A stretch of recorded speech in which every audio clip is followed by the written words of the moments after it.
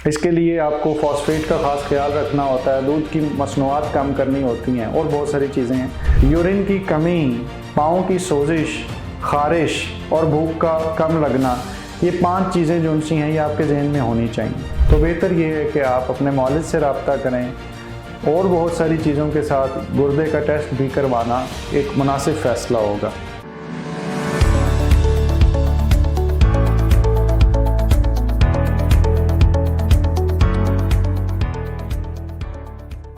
बिस्मिल्लाहिर्रहमानिर्रहीम। गुर्दे की ख़राबी के 6 निशानियाँ जो शुरू में आप पकड़ सकते हैं और बाज़ का तो उन्हीं की बुनियाद पे डायग्नोसिस बन रहा होता है।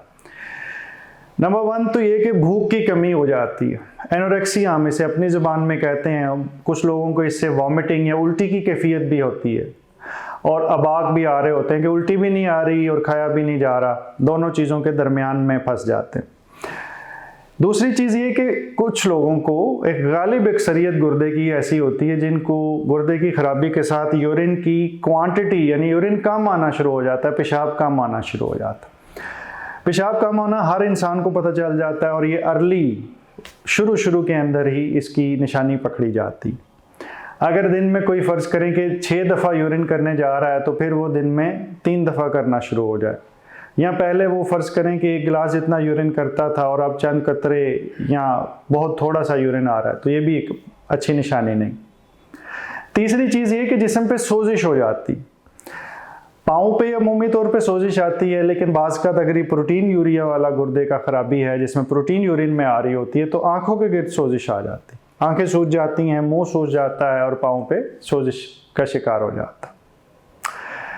इसके बाद जिस्म पे ख़ारिश चौथी निशानी के तौर पे होती है।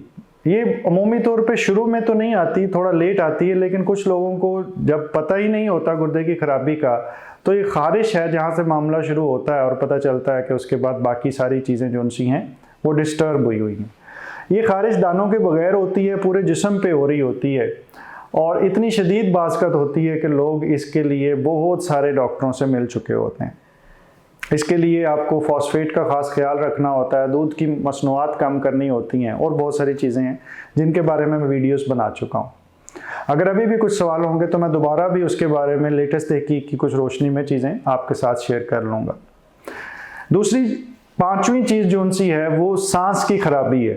ये सांस की खराबी अमूमी तौर पर लेटने से होती है, लेकिन चलने से भी हो सकती है। इसके साथ अमूमी तौर पे सीने पे दर्द नहीं होती जो दिल की सांस की खराबी का खासा होती है, या सीने पे कोई भारीपन नहीं होता जो बाएं बाजू में जा रहा हो। लेकिन सांस की खराबी, यूरिन की कमी, पाँव की सोजिश, ख़ारिश और भूख का कम लगना, ये 5 चीज़ें जो सी हैं ये आपके जहन में होनी चाहिए। छठी चीज़ ये है कि नींद डिस्टर्ब हो जाती, लेटने से या रात के वक्त नींद कम आती है और दिन के वक्त कुछ ज़्यादा आना शुरू हो जाती है। लेटर ऑन ये नींद जो सी है ये इस चीज़ के साथ जुड़ जाती है कि सांस की खराबी है कि नहीं। अगर सांस की खराबी ठीक हो जाए, इजाफी पानी जिस्म से निकल जाए तो मरीज़ रात को भी सोना शुरू हो जाते हैं। लेकिन अगर फ़र्ज़ करें कि आपके जिस्म के अंदर पानी भी ठीक है और नींद की कोई और ख़राबी की वजह समझ नहीं आ रही और आपको बाकी इस तरह की भी कोई निशानियाँ हैं, तो बेहतर ये है कि आप अपने मौलिद से रब्ता करें और बहुत सारी चीज़ों के साथ गुर्दे का टेस्ट भी करवाना एक मुनासिब फ़ैसला होगा।